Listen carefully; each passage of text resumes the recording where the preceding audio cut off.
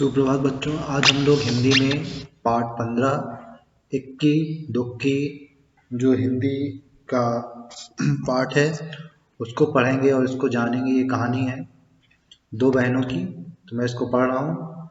दो बहनें थी, एक का नाम था इक्से वाली। दो बहनें थी, एक का नाम था एक केस वाली और दूसरा का नाम दोन केस वाली। ठीक है ना। केस का मतलब होता है बाल। ठीक है ना। यहाँ पे दोनों बहनें अपने अम्मा और बाबा के साथ एक छोटे घर में रहती थी। दोनों बहनें अपने अम्मा और बाबा के साथ एक छोटे से घर में रहती थी। एक केस वाली का एक ही बाल था, इसलिए सब उसे इक्की बुलाते थे। दोन केस वाली बड़ी घमंडी थी, उसके दो बाल थे, इसलिए सब उसे दुक्की बुलाते थे। ठीक है ना। एक केस वाली का एक ही बाल था, इसलिए उसे इक्की बुलाते थे। दोन केस वाली बड़ी घमंडी थी, उसके दो बाल थे, इसलिए सब उसे दुक्की बुलाते थे। अम्मा सोचती थी कि दुक्की जैसी सुंदर लड़की तो दुनिया में है ही नहीं, और बाबा उनको सोचने की फुर्सत ही कहाँ, काम में जो उलझे रहते थे। अम्मा क्या सोचती थी कि दुक्की जैसी सुंदर लड़की दुनिया में है ही नहीं, और बाबा को सोचने की फुर्सत नहीं थी क्योंकि वो काम में उलझे रहते थे। दुक्की हमेशा अपनी बहन पर रौब जमाती रहती। एक दिन इक्की घने जंगल में गई। चलते चलते वह घने जंगल के बीच आ पहुंची। चारों तरफ सन्नाटा था। अचानक उसने एक आवाज सुनी, पानी, मुझे प्यास लगी है, कोई पानी पिला दो। एक दिन क्या हुआ, जो इक्की थी एक घने जंगल में गई और वहां पे उसने देखा कि कोई आवाज सुना उसने आवाज सुनी कि मुझे प्यास लगी, मुझे पानी पिला दो। ठीक है ना।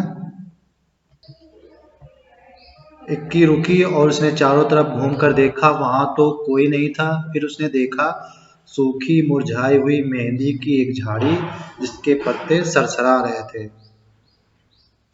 उसने क्या देखा कि सूखी मुरझाई हुई मेहंदी की एक झाड़ी, ठीक है ना, जिसके पत्ते क्या हुए थे, सरसरा रहे थे, मतलब हिल रहे थे, आवाज करते हुए जैसे हिलते हवा में। पास में ही पानी की धारा बह रही थी।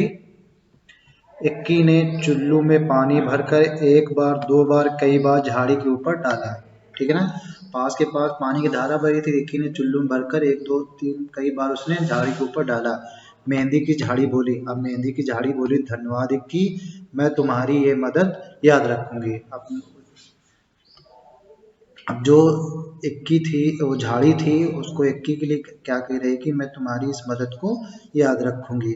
इक्की आगे बढ़ गई। फिर अचानक सन्नाटे में उसे एक और आवाज सुनाई दी। अब उसे एक और आवाज सुनाई दी, मुझे भूख लगी है, कोई मुझे खाना खिला दो। ठीक है ना। अब एक और आवाज आ गई कि मुझे भूख लगी, मुझे खाना खिला दो। इक्की ने देखा कि एक मरियल सी गाय पेड़ से बंधी हुई थी। अब उसने क्या देखा कि एक मरियल सी गाय पेड़ से बंधी हुई थी। इक्की ने घास फूस इकट्ठी की और गाय को खिला दी। उसके बाद उसने गाय के गले में बंधी रस्सी को खोल दिया। फिर उसने क्या किया, जो गाय के गले में बंधी रस्सी थी उसने उसको खोल दिया। धन्यवाद इक्की, मैं तुम्हारी ये मदद हमेशा याद रखूंगी, गाय ने कहा। अब गाय ने भी क्या कहा कि धन्यवाद इक्की, मैं तुम्हारी ये मदद हमेशा याद रखूंगी। इक्की अब चलते चलते थक गई थी, उसे गर्मी भी लग रही थी। उसे समझ नहीं आ रहा था कि वह अब क्या करे, कहाँ जाए। तभी उसे दूर एक झोपड़ी दिखाई दी। इक्की दौड़कर झोपड़ी तक गई और आवाज लगाई, कोई है। एक बूढ़ी अम्मा ने दरवाजा खोला। देखो उसे, जब उसको चलते चलते थक गई तो उसे एक झोपड़ी देखी और झोपड़ी में जाकर आवाज लगाई कि कोई है। तो एक बूढ़ी अम्मा ने दरवाजा खोला, मतलब उस झोपड़ी में एक बूढ़ी अम्मा थी।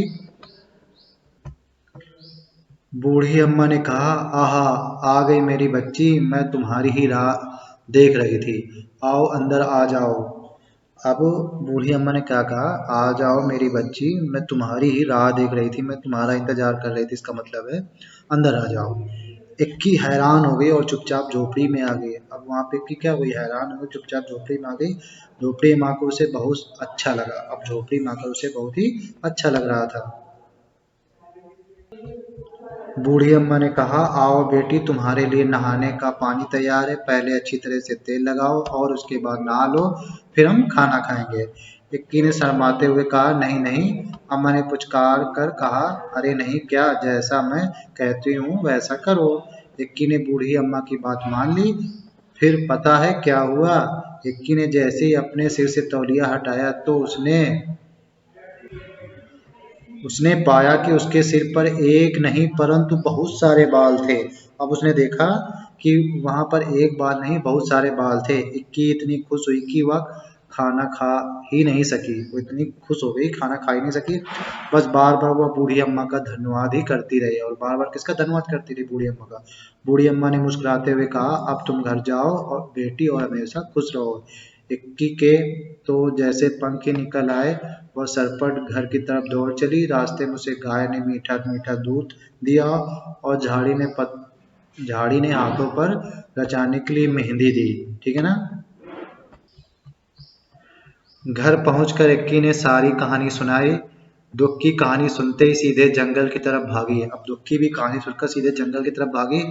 दुक्की इतना तेज भाग रही थी कि ना उसने प्यासी झाड़ी और ना ही भूखी गाय की पुकार सुनी। वो इतनी तेज भागती चली गई कि ना उसने प्यासी जो झाड़ी थी और भूखी गाय की पुकार नहीं सुनी। वह तो धड़धड़ाती हुई झोपड़ी में घुस गई और बूढ़ी अम्मा को हुक्म दिया, मेरे लिए नहाने का पानी तैयार करो। हाँ आओ, मैं तुम्हारी ही राह देख रही थी, पानी तैयार है, नहा लो, बूढ़ी अम्मा ने दुक्की से कहा। अब बूढ़ी अम्मा ने दुक्की से कहा कि लो पानी तैयार है, नहा लो। झटपट नहाने के बाद जैसे ही दुक्की ने तौलिया सिर से हटाया, उसकी तो चीख ही निकल गई। दुक्की के दो ही तो बाल थे और वह भी झड़ गए थे। रोते रोती दुक्की घर की तरफ चलने लगी। रास्ते में उसे गाय ने सींग मारा और मेहंदी की झाड़ी ने कांटे चुभो दिए। मगर अब दुक्की अपना सबक सीख चुकी थी। इसके बाद इक्की दुक्की अपने अम्मा बाबा के साथ खुशी खुशी रहने लगी।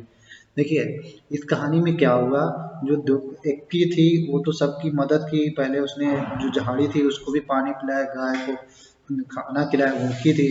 जबकि दुक्की ने ना गाय की बात सुनी ना झाड़ी की बात सुनी। ठीक है ना। इसलिए उसे क्या है, उसको उसके बाल झड़ गए थे और जो इक्की के बाल पूरे आ गए थे। ठीक है ना। तो यहाँ से हमें ये सीख मिलती है कि हम अगर दूसरे की मदद करते हैं तो हमारी मदद ईश्वर करता है। ठीक है ना। तो अगर हम मदद करेंगे तो हमारी भी लोग मदद करते हैं। तो इसलिए हमें हमेशा दूसरों की मदद करनी चाहिए। ठीक है ना। तो इस बात का हमें हमेशा याद रखना चाहिए। तो यही कहानी में बताया गया है। ठीक है ना। तो ये जो कहानी थी इक्की और दुक्की की, इसमें आपको क्या करना है, इसमें एक पेज सुलेख लिखना है। तो सभी लोग अपनी अपनी नोटबुक में एक पेज सुंदर राइटिंग में आपको सुलेख लिखना है। ठीक है। तो सभी लोग एक पेज सुलेख लिखेंगे। ठीक है ना। तो आज के हिंदी प्रश्न अभ्यास में इतना ही, बाकी फिर नई वीडियो मिलेंगे, तब तक के लिए बाय बाय।